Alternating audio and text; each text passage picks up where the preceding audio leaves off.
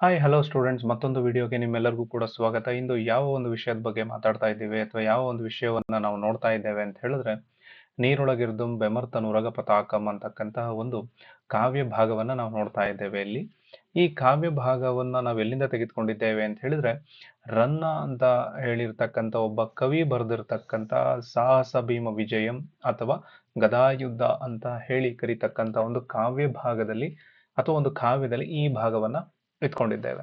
So ಇದರ title ಏನಿದೆ ಅಂತ ಹೇಳಿದ್ರೆ, ನೀರೊಳಗಿರ್ದು ಬೆಮರ್ತನು ಉರಗ ಪತಾಕಂ ಅಂತ ಹೇಳಿದ್ರೆ, ನೀರೊಳಗೆ ಇರ್ದುಂ ಬೆಮರ್ತನ್ ಉರಗ ಪತಾಕಂ ಅಂತ ಹೇಳಿದ್ರೆ, ಇಲ್ಲಿ ಉರಗ ಅಂತ ಹೇಳಿದ್ರೆ ಹಾವು, ಪತಾಕ ಅಂತ ಹೇಳಿದ್ರೆ ಧ್ವಜ, ಬೆಮರ್ತನ್ ಅಂತ ಹೇಳಿದ್ರೆ ಅವನಿಗೆ ಬೆವರ್ತಿರೋದು. ಸೊ ನೀರೊಳಗೆ ಅಂತ ಹೇಳಿದ್ರೆ ಆ ನೀರಿನ ಒಳಗಡೆ ಇರತಕ್ಕಂತಹ ಹಾವಿನ ಧ್ವಜ ಅಥವಾ ಹಾವಿನ ಕೇತನವನ್ನ ಹೊಂದಿರತಕ್ಕಂತಹ ಒಬ್ಬ ವ್ಯಕ್ತಿ ನೀರೊಳಗಡೆ ಏನಾಗ್ತಿದೆ, ಬೆವತ್ಕೊಳ್ತಾ ಹೋಗ್ತಾ ಇದ್ದಾನೆ ಅಂತಕ್ಕಂಥ ಒಂದು ರೂಪಕವನ್ನ ಯಾರು ಕಟ್ಕೊಟ್ಟಿದ್ದಾರೆ ಅಂತ ಹೇಳಿದ್ರೆ ರನ್ನ ಕಟ್ಕೊಟ್ಟಿದ್ದಾನೆ. ಇದ್ರ ಮೂಲಕವಾಗಿ ಅವನ ರೂಪಕವಾದ ಮೂಲಕವಾಗಿಯೂ ಕೂಡ ದುರ್ಯೋಧನನಿಗೆ ಭೀಮನಿಂದ ಯಾವ ರೀತಿಯಾಗಿರ್ತಕ್ಕಂಥ ಸಿಂಹನಾದವನ್ನ ಮಾಡೋದ್ರ ಮೂಲಕವಾಗಿ ಅವನಿಗೆ ತನ್ನ ತೊಳಲಾಟಗಳು ಮತ್ತೆ ಅದರ ಮೂಲಕವಾಗಿ ಅವನಲ್ಲಿ ಉಂಟಾಗಿರ್ತಕ್ಕಂತಹ ಕೋಪ ಎಲ್ಲವೂ ಕೂಡ ಹೇಗೆ ವ್ಯಕ್ತ ಆಗತ್ತೆ ಅನ್ನೋದನ್ನ ಇಲ್ಲಿ ತೋರಿಸ್ತಾ ಹೋಗ್ತಾರೆ. ಸೊ ಹಾಗಾದ್ರೆ ರನ್ನ ಯಾರು? ಸೊ ರನ್ನ ಯಾರು ಅಂತ ಹೇಳಿದ್ರೆ, ಕನ್ನಡದ ರತ್ನತ್ರಯರಲ್ಲಿ ಇವನು ಕೂಡ ಒಬ್ಬ. ಸೊ ಮೊದಲಿಗೆ ಪಂಪ, ಪೊನ್ನ, ಅದಾದ್ಮೇಲೆ ರನ್ನ, ಈ ಮೂರು ಜನರನ್ನ ನಾವು ರತ್ನತ್ರಯರು ಅಂತ ಹೇಳಿ ಕರಿತೀವಿ. ಅದಾದ್ಮೇಲೆ ಹಳಗನ್ನಡದ ಮಹತ್ವದ ಕವಿಗಳಲ್ಲಿ ಇವನು ಕೂಡ ಒಬ್ಬ.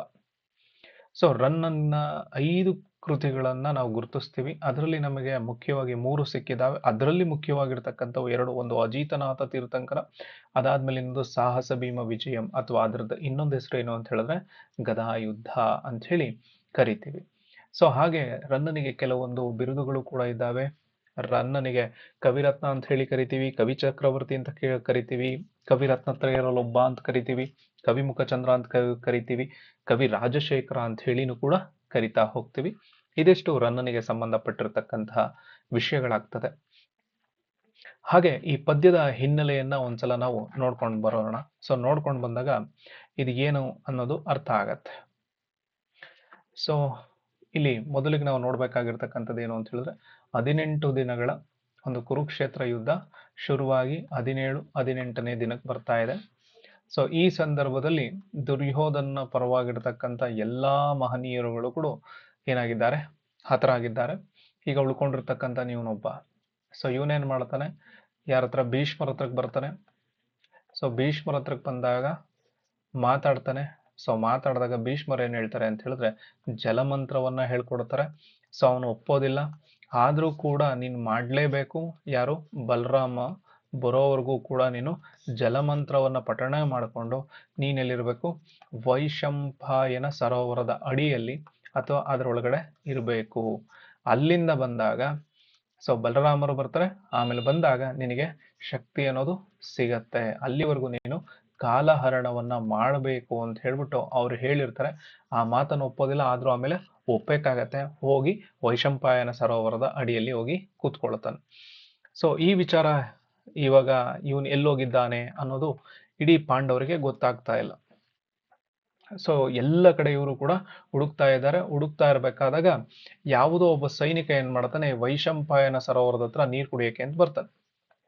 ಸೊ ಇಲ್ಲಿ ಬಂದಾಗ ಈ ಕೊಳದಿಂದ ಯಾರೋ ಎದ್ದು ಹೋಗಿರ್ತಕ್ಕಂತಹ ಹೆಜ್ಜೆಯ ಗುರುತುಗಳನ್ನ ಅವ್ನು ನೋಡಿರ್ತಾನೆ. ಹೆಜ್ಜೆಯ ಗುರುತುಗಳನ್ನ ಅವ್ನು ನೋಡಿರ್ತಾನೆ. ಅದರಲ್ಲಿ ಕೆಳಗಡೆ ಚಂದ್ರಂದು, ಸೂರ್ಯಂದು ಅಥವಾ ಮಹಾನ್ ಕೆಲವೊಂದಷ್ಟು ಚಿತ್ರಗಳು ಅಲ್ಲಿ ಬಂದಿರ್ತಾವ, ಅಂದ್ರೆ ಪ್ರಿಂಟ್ ಆಗಿರತ್ತೆ. ಸೊ ಅದನ್ನ ನೋಡ್ಬಿಟ್ಟು ಇವನೇನ್ ಮಾಡ್ತಾನೆ ಅಂತ ಹೇಳಿದ್ರೆ, ಇದು ಯಾರಿಗೋ ಸಾಮಾನ್ಯರದಲ್ಲ, ಯಾರೋ ಮಹಾರಾಜರದ್ದು ಚಪ್ಪಲಿ, ಆ ಚಪ್ಪಲಿಯ ಮಾರ್ಕ್ ಇಲ್ಲಿದೆ. ಸೊ ಇಂಥ ಸಾಬ್ಜ ಅಂದ್ರೆ ಸಾಮಾನ್ಯ ಜನರು ಇಂತಹ ಚಪ್ಪಲಿನ ತೊಡೋದಿಲ್ಲ. ಸೊ ಯಾರೋ ಮಹಾನ್ ಸಾಮ್ರಾಜ್ಯರ ಇರ್ಬೇಕು ಅಂತ ಹೇಳಿ ಅನ್ಕೊಳ್ತಾನೆ. ಇನ್ಯಾರು, ದುರ್ಯೋಧನ ಇರ್ಬೋದಲ್ವಾ ಅಂತ ಹೇಳ್ಬಿಟ್ಟು ಈ ಸೈನಿಕ ಏನ್ ಮಾಡ್ತಾನೆ, ಪಾಂಡವರಿಗೆ ಬಂದು ಹೇಳ್ತಾನೆ, ಈ ತರ ಒಂದು ಚಪ್ಪಲಿಯ ಮಾರ್ಕ್ ಇದೆ, ಆ ಮಾರ್ಕ್ ನೋಡ್ತಾ ಇದ್ರೆ ದುರ್ಯೋಧನಂದೇ ಇರಬೇಕು, ಅವನು ವೈಶಂಪಾಯನ ಸರೋವರದಲ್ಲೇ ಇರ್ಬೋದು. ಅದು ಯಾವ ತರ ಅಂತ ಹೇಳಿದ್ರೆ ಬಂದಿರೋದಲ್ಲ, ಅದು ಹೋಗ್ತಾ ಇರೋ ಮಾರ್ಕ್ ಇದೆ. ಅಂದ್ರೆ ಅವ್ರು ಗೊತ್ತಾಗ್ಬಾರ್ದು ಅಂತ ಹೇಳಿ ಕಾಲನ್ನ ಹಿಂದಕ್ಕೆ ಹಿಂದಕ್ಕೆ ಹಿಂದಕ್ಕೆ ಇಟ್ಕೊಂಡು ಒಳಗ್ ಬಂದಿರತಕ್ಕಂತ ಒಂದು ರೀತಿಯನ್ನ ಅಲ್ಲಿ ತೋರಿಸ್ತಾ ಹೋಗತ್ತೆ. ಸೊ ಇದರ ಮೇಲೆ ಏನ್ ಮಾಡ್ತಾರೆ, ಇಲ್ಲಿರ್ತಕ್ಕಂಥವ್ರೆಲ್ಲರೂ ಕೂಡ ಅಲ್ಲಿ ಬರ್ತಾರೆ, ವೈಶಂಪಾಯನ ಸರೋವರದ ಹತ್ರಕ್ಕೆ ಬರ್ತಾರೆ. ಬಂದಾಗ ಒಬ್ಬೊಬ್ಬರೇ ಮಾತನ್ನ ಶುರು ಮಾಡೋದಕ್ಕೆ ಅಂತ ಹೇಳಿ ಮುಂದಾಗ್ತಾ ಹೋಗ್ತಾರೆ. ಸೊ ಅವಾಗ ಮೊದಲಿಗೆ ಯಾರು ಮಾತಾಡ್ತಾರೆ ಅಂತ ಹೇಳಿದ್ರೆ ಧರ್ಮರಾಯ ಮಾತಾಡ್ತಾನೆ. ಯಾರ ಬಗ್ಗೆ ಅಂತ ಹೇಳಿದ್ರೆ ಈ ದುರ್ಯೋಧನನ ಬಗೆಗೆ ಮಾತಾಡ್ತಾರೆ. ಏನ್ ಮಾತಾಡ್ತಾರೆ ಅನ್ನೋದನ್ನ ಇವಾಗ ನಾವು ನೋಡೋಣ.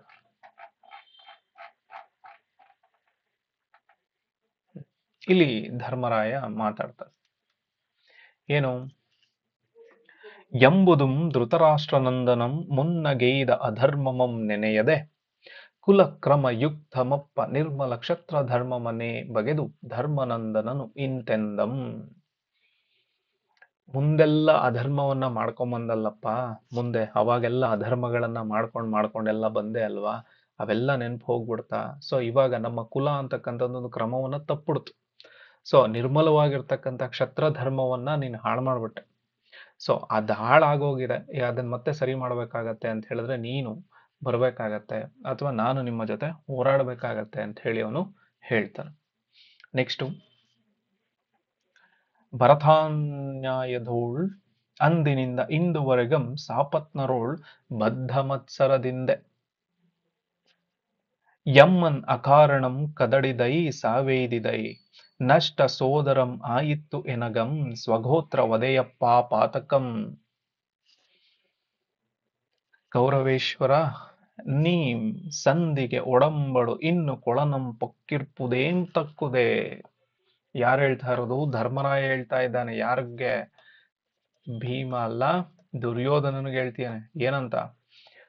ಭರತ ವಂಶದಲ್ಲಿ ಅವತ್ತಿಂದ ಇವತ್ತಿನವರೆಗೂ ಕೂಡ, ಅಂದ್ರೆ ದಾಯಾದಿ ಮಕ್ಕಳಲ್ವಾ, ಸೊ ದಾಯಾದಿ ಮಕ್ಕಳಾಗಿರೋದ್ರಿಂದ ಅವತ್ತಿಂದ ಇವತ್ತಿನವರೆಗೂ ಕೂಡ ನಮ್ಮ ನಡುವೆ ಏನ್ ಮಾಡ್ಬಿಟ್ಟೆ ನೀನು? ಬದ್ಧವಾಗಿರ್ತಕ್ಕಂಥ ಒಂದು ದ್ವೇಷವನ್ನ ಉಂಟು ಮಾಡ್ಬಿಟ್ಟೆ. ಆ ದ್ವೇಷದ ಮೂಲಕವಾಗಿ ನಮ್ಮನ್ನ ಅದ್ರೊಳಗಡೆ ಉಂಟು ಮಾಡಿ ಅದ್ರ ಮೂಲಕವಾಗಿ ಏನ್ ಮಾಡಿದೆ? ನೀನೂ ಸತ್ತೆ. ಅದ್ರ ಜೊತೆಗೆ ನಮ್ಮ ಒಬ್ಬ ಅಣ್ಣನು ಇದ್ದ, ಅವನು ಕೂಡ ಸತ್ತ. ಯಾರು? ಕರ್ಣ. ಇದ್ರ ಮೂಲಕವಾಗಿ, ಆದ್ರೆ ದಾಯಾದಿ ಮತ್ಸರದ ಮೂಲಕವಾಗಿ ಬದ್ಧ ದ್ವೇಷವನ್ನ ನೀನು ಉಂಟು ಮಾಡಿರೋದ್ರ ಮೂಲಕವಾಗಿ ನಮ್ಮ ನಡುವೆ ಇರ್ತಕ್ಕಂತಹ ಒಂದು ಸಂಬಂಧವನ್ನು ಕೂಡ ಹಾಳು ಮಾಡಿದೆ. ಅದ್ರ ಜೊತೆಗೆ ನೀನು ಕೂಡ ಸತ್ತೆ, ಎಲ್ಲರೂ ಕೂಡ ಸಾಯೋ ಹಂಗಾಗೋಯ್ತು. ನಿನ್ನಂತ ದುರ್ಯೋಧನ ನೀನು ಇವತ್ತು ಇಂಥ ಹೋಗಿ ಒಂದ್ ಕಡೆ ಹೋಗಿ ಎಲ್ಲೋ ಒಂದ್ ಕಡೆ ಆಗಿದ್ಯಲ್ಲಪ್ಪ, ಅದೆಲ್ಲವನ್ನ ಬಿಟ್ಬಿಟ್ಟು ನಮ್ ಜೊತೆ ಏನ್ ಮಾಡ್ಕೊ? ಸಂಧಿಗೆ ಒಡಂಬಡ್ಕೊ. ಸೊ ಸಂಧಿಗೆ ಒಪ್ಕೊ. ಸೊ ಸಂಧಿಗೆ ನೀನು ಒಪ್ಕೊಳ್ತೀಯ ಅನ್ನೋದಾಗಿದ್ರೆ ನೀನು ಈ ಕೊಳದಲ್ಲಿ ಏನು ಔಚ್ಕೊಂಡ್ ಕೂತಿದ್ಯಲ್ಲ, ಅಲ್ಲಿಂದ ಎದ್ದು ಬಂದ್ಬಿಡು. ಮೇಲ್ ಬಂದ್ರೆ ನಮಗೂ ಕೂಡ ಒಂದು ಯುದ್ಧವನ್ನ ಮಾಡಿ ನಮಗೆ ಏನ್ ಬೇಕಾಗಿದೆ ಅದನ್ನ ಪಡ್ಕೊಳ್ಳೋದಕ್ಕೆ ಸಾಧ್ಯ ಆಗಿದೆ. ಅಂದ್ರೆ ಅವತ್ತಿಂದ ಉಂಟು ಮಾಡಿರ್ತಕ್ಕಂಥ ದ್ವೇಷ ಅದ್ ನಿನ್ನಿಂದನೇ ಉಂಟಾಗಿರೋದು. ಅದ್ರ ಮೂಲಕವಾಗಿ ನೀನು ಸತ್ತೆ, ನಮ್ಮ ತಮ್ಮಂದರನ್ನು ಕೂಡ ಸಾಯಿಸುತ್ತೆ. ಸೊ ಇದ್ರ ಮೂಲಕವಾಗಿ ನೀನು ಇನ್ನೂ ಕೂಡ ನೀರೊಳಗಡೆ ಇದೆಯಲ್ಲ, ಎದ್ದು ಬಂದು ನಮ್ಮ ಜೊತೆ ಸಂಧಿಯನ್ನ ಮಾಡ್ಕೋ ಅಂತ ಹೇಳ್ಬಿಟ್ಟು ಅವನು ಹೇಳ್ತಾನೆ. ಯಾರು? ಧರ್ಮರಾಯ. ನೆಕ್ಸ್ಟ್ ಎಂಬುದಂ ಆ ನುಡಿಗೆ ಸೈರಿಸದ ಈ ಭೂತು ಎನ್ನ ಸರಂಗ್ ಹೇಳ್ದೊಡಲ್ಲದೆ ಪೊರಮಡುವಲ್ಲನ್ ಇವಂಗೆ ಆನೆ ಭಲ್ಲೆನೆಂದು ಭೀಮಸೇನನ್ ಉದ್ಧಾಮ ಕೋಪಾಟೋಪಚಿತ್ತದಿಂ ಬದ್ಧಭ್ರಕುಟಿಯಾಗಿ. ಲೋ ಅಣ್ಣ, ನೀನು ಮಾತಾಡ್ತಿದ್ಯಲ್ಲೋ, ನಿನ್ನ ಮಾತಿಗೆ ಅವನು ಬಗ್ಗೋದಿಲ್ಲ ಕಣೋ. ನನ್ನ ಮಾತನ್ನ ಅವನು ಕೇಳಬೇಕು. ನನ್ನ ಮಾತನ್ನ ನಾನು ಕೇಳಿದಾಗ್ಲೇ ಅವನು ಹೊರಗಡೆ ಬರೋದು. ಅಲ್ಲಿವರೆಗೂ ಕೂಡ ಅವನು ಅಲ್ಲೇ ಕೂತಿರ್ತಾನೆ. ಬಾ, ನಾನು ಅವನನ್ನ ಕರಿತೀನಿ ಮೇಲ್ಗಡೆ ಅಂತ ಹೇಳ್ಬಿಟ್ಟು ಅವನು ಭೀಮ ಯಾರಿಗೆ ಹೇಳ್ತಾನೆ ಅಂತ ಹೇಳಿದ್ರೆ ಧರ್ಮರಾಯನಿಗೆ ಹೇಳ್ತಾನೆ. ನೆಕ್ಸ್ಟ್ ಪದ್ಯ. ಬವಳದ್ ವಿಗ್ರಹದೋಳ್ ನೀನ್ ಒಳಗಿರ್ದೈ ಮುನ್ನೆ ನಿನ್ನ ಕುಲಂ ಎಲ್ಲಮನ್ ಆಂ ಮುಳಿದಿರಿಂದುಂ ಪಿಂದನೆ ಬರಿಕೊಳದೊಳಗೆ ಉಳಿದಿರ್ದು ಮರುಳೆ ಬದುಕಲ್ ಬಗೆವಾ. ನೋಡೋ, ಅಂದ್ರೆ ಯಾರಿಗೆ ಹೇಳ್ತಾ ಇರೋದು? ಭೀಮ ದುರ್ಯೋಧನಿಗೆ ಹೇಳ್ತೇನೆ. ಏನಂತ? ನೋಡಪ್ಪ ದುರ್ಯೋಧನ, ಉಗ್ರವಾಗಿರ್ತಕ್ಕಂಥ ಯುದ್ಧ ಮಾಡ್ಬೇಕು ನಾನ್ ನಿನ್ ಜೊತೆ. ಆದ್ರೆ ನೀನ್ ಹೋಗ್ಬಿಟ್ಟು ಎಲ್ಲಿ ನೀರೊಳಗಡೆ ಹೋಗಿ ಅಡ್ಕೊಂಡ್ ಕೂತ್ಕೊಂಡ್ಬಿಟ್ಟಿದ್ಯಾ.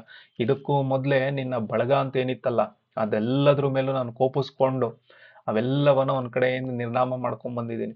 ಹಾಗೆ ನಿನ್ನ ಹಿಂದೆ ಬಂದ್ರೆ ನೀನು ಕೂಡ ಯುದ್ಧಕ್ಕೆ ಬರ್ತೀಯಾ ಅಂತ ಅನ್ಕೊಂಡ್ ನಾನು ಬಂದ್ರೆ ನೀನು ಹೋಗ್ಬಿಟ್ಟು ಬದುಕಬೇಕು ಅಂತ ಆಸೆ ಇಟ್ಕೊಂಡು ಯಾವ್ದೋ ಒಂದು ಕೊಳದ ಒಳಗಡೆ ಹೋಗಿ ಬೌಚ್ಕೊಂಡ್ ಕೂತ್ಕೊಂಡಿದ್ಯಲ್ಲೋ, ಎದ್ದು ಬಾ.